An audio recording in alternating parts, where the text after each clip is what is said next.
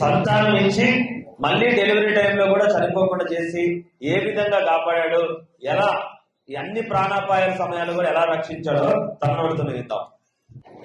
నేను డెలివరీ నాకు దేవుడు ఈ మందిరాన్ని చూస్తున్న నుంచి నేను ఇక్కడ ప్రార్థన చేసినంతా నెరవేర్చబడుతున్నాను. నాకు గర్భకాలం కావాలని ప్రార్థన చేసుకున్నా గర్భకాలం వచ్చింది. అదే రంగంలో మా అమ్మని ముట్టాడు.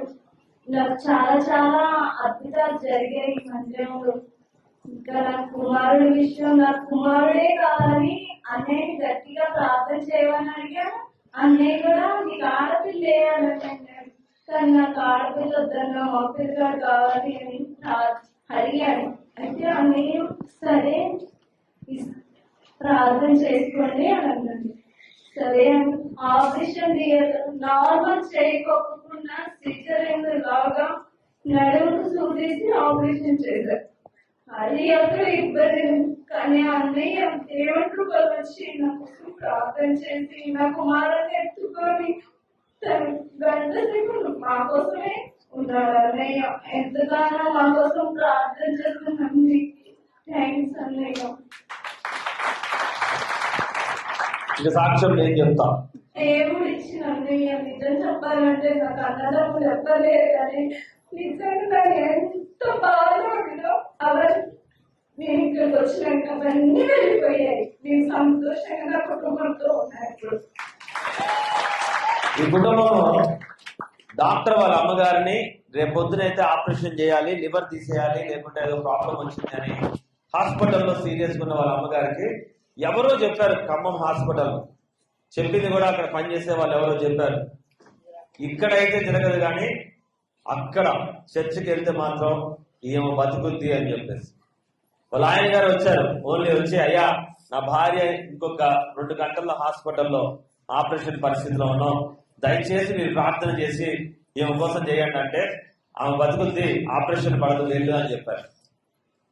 ఏమైంది? ఆపరేషన్ చేస్తే చనిపోద్ది కానీ ఆమెకేం కాదు, బ్రతుకుతుంది వెళ్ళంటే అవునా అన్నాడు ఆయన ఫస్ట్.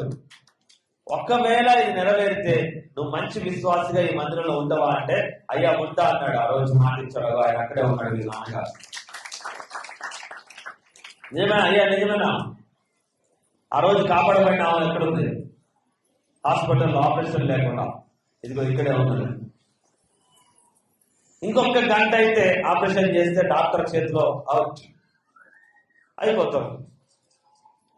ఏమనే ఫస్ట్ సాక్ష్యం హాస్పిటల్లో ఎవరో చెప్పారు, ఈ మందిరంలో హాస్పిటల్లో తగ్గేది కాదు. ఈ మందిరానికి గనక మీలో ఎవరైనా వెళ్తే ఏమో బెడ్ మీద పేషెంట్ లాగా పడిపోయి ఉంది, ఎవరు ముట్టుకునే పరిస్థితి లేదు, గంటలో ఆపరేషన్ అంటున్నారు, చనిపోద్దని చెప్పేసి అందరూ భయపడుతున్నారు, ఆయన భయపడుతున్నారు. ఆయన ఒక్కడే ఎల్లో కలర్ చొక్క వేసుకుని వచ్చాడు. ఆ రోజు నాకు బాగా గుర్తు. ఇలాగే అమావాస్యలో ఏదో ఆరాధన జరుగుతుంది. అయ్యా అవునా? అవునయ్యా. అవునా? అమావాస్య ఆరాధన జరుగుతూ ఉంది. వచ్చి సడన్ గా ఇంతమంది జనాల్లో వచ్చి నన్ను కలిశాడు. అయ్యా నా భార్యకి ఆపరేషన్ అంటున్నారు, బతకదు అని. బతకదా? ఎవరు చెప్పినాడు? ఈ ప్రేరాలు తీసుకోబో అమ్మా అంతేరా, ప్రేరాలు తీసుకుపో అన్నాడు. అయ్యా ఎంత స్వస్థపడతాడు. ఏ డాక్టర్ అయితే ఆపరేషన్ అన్నాడో ఆ డాక్టర్ ఏం చెప్పాలో తెలియక 2 రోజులు ఆగండి అన్నాడు. అమ్మ అవునా?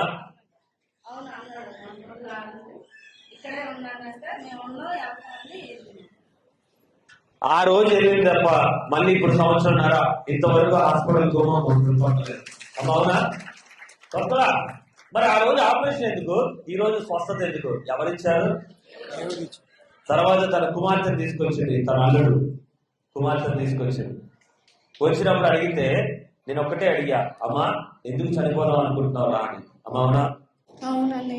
ఒక్కటే అడిగినా, ఎందుకు చనిపోదాం అనుకుంటున్నారా అంటే అన్నా నాకు పిల్లలు లేరు, వీలైతే ఒకవేళ నా భర్త మాత్రం నన్ను ప్రేమిస్తున్నాడు, ఆయన ఒక్కడే నన్ను ప్రేమిస్తున్నాడు, కానీ పిల్లలు లేని దాన్ని నా బతుకెందుకు, రేపో మాకు నన్ను వెళ్ళిపోమంటారు, నా పరిస్థితి అయిపోద్ది. అవ్వచ్చు అంటే అనలేదు, కానీ అలాంటి పరిస్థితి వస్తే పిల్లలు లేకుండా నేను ఏం చేయను అని చెప్పి ఏడవడం మొదలు పెట్టింది. అమ్మ అవునా? అవునండి. నేను ఆ రోజు అన్నా, తను మాత్రమే, భర్త మాత్రమే అమ్మాయిని ప్రేమిస్తున్నాడు, ఇంకెవరు తన పక్కన సపోర్ట్ లేరు. ఒకవేళ నువ్వు ప్రార్థన తీర్మానం చేసుకుంటే, నువ్వు బతకాలి అనుకుంటే దేవుడు నీకు సంతానం ఇస్తాడని చెప్పిన. అమ్మ అవునా?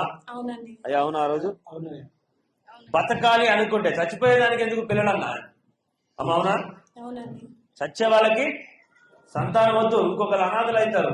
కాబట్టి బతకాలనుకుంటే మాత్రం నీకు దేవుడు సంతానం ఇస్తాడు అని మాట్లాడుతున్నాడు. ఆ రోజు ఏడుస్తుంది, కళ్ళల్లో నీళ్లు భయంకరంగా కన్నీరు కారుస్తా ఉంది. నేను అడిగినా, దేవా ఒకవేళ నీ చిత్తం అయితే అంటే ఆ అమ్మాయి మాత్రం నేను అందరికన్నా ముందు సంతానం ఇవ్వబోతున్నాను. ఎందుకంటే తన కుటుంబము, తన కాపురము, తన జీవితంలో ముక్కలు అయిపోయే స్థితి. నేను వెళ్ళాలి. అయ్యా అవును, ఆ పరిస్థితి అంతే ఉందా లేదా? ఆ రోజు అంతే ఉంది పరిస్థితి. దేవుడు లేడు ఆ కుటుంబంలో. కాపాడుకోవాలనుకుని దేవుడు ఒక్క నెలలోనే దేవుడు సంతానం ఇచ్చాడు. ఒకే ఒక నెలలో. అన్నా నేను ప్రెగ్నెంట్ అమ్మా. ఆ నెలలోనే ఇచ్చిండయ్యా. ఆ నెలలోనే అయితే అమ్మకు ఫోన్ చేసి ఫస్ట్ అమ్మకే చెప్పాను నేను, అమ్మ నా బిడ్డ నీళ్ళు పోసుకున్నాను. దేవునికి స్తోత్రం కలుగుగాక. ఎన్ని సంవత్సరాలు అయింది పెళ్ళై? 5 సంవత్సరాలు. ఎన్ని సంవత్సరాలు?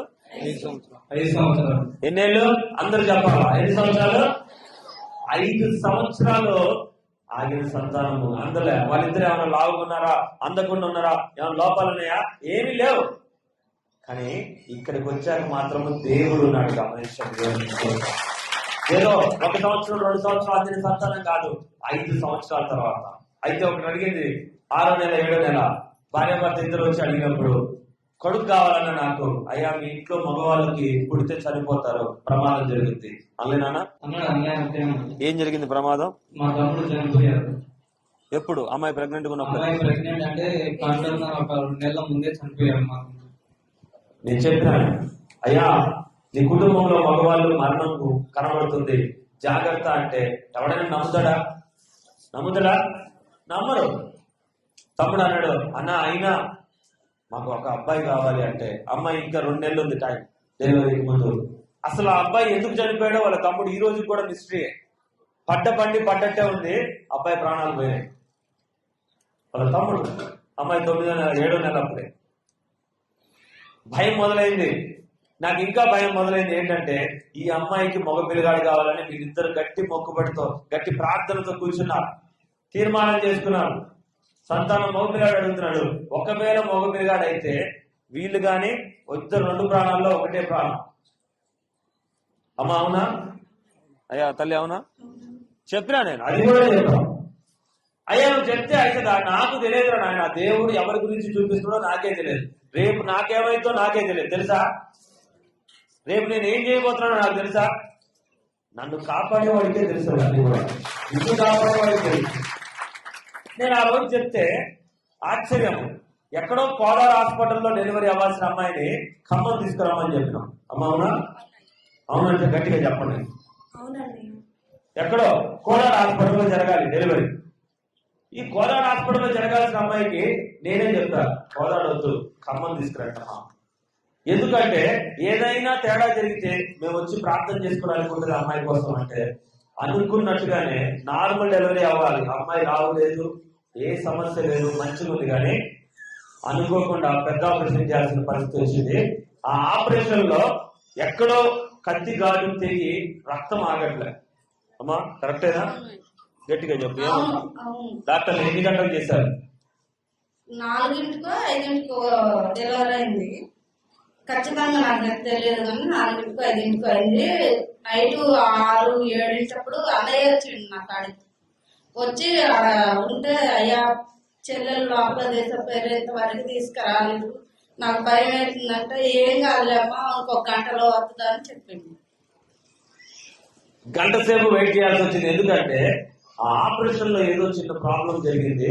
నేను భయపడ్డట్టుగానే తన పేరు దగ్గర ఎక్కడో ఒక ఘాటు పడి రక్తం ఆగట్లేదని స్పెషల్ గా బాబునిచ్చి 1.5 గంట అయింది. తల్లిని మాత్రం బయటికి పంపించట్లా. ఎప్పుడైనా తల్లిని బాబు వచ్చిన 5 నిమిషాల్లో 1.5 గంట పైన 2 గంటలు అవుతుంది. ఏమన్నా అంటే రక్తం ఆగట్లేదు, వెళ్ళిపోతా ఉంది, బాగలేదు. ఏదైతే భయపడ్డామో అది జరిగింది. నేను అప్పుడు అనుకున్నా, దేవా ఆ చెల్లి, ఆ సహోదరుడు, ఆ కుటుంబము దేవుడి మీద నమ్మకంతో ఉన్నారు.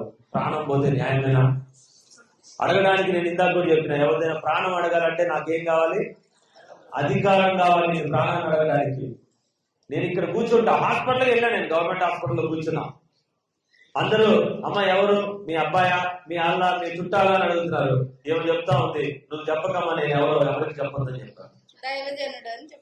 నేను ఎవరికి చెప్పొద్దు, నేను ఎవరికి చెప్పొద్దు అంటే నోరు ఆగట్లేదు. అప్పటికే నోరు కూర్చున్నాం.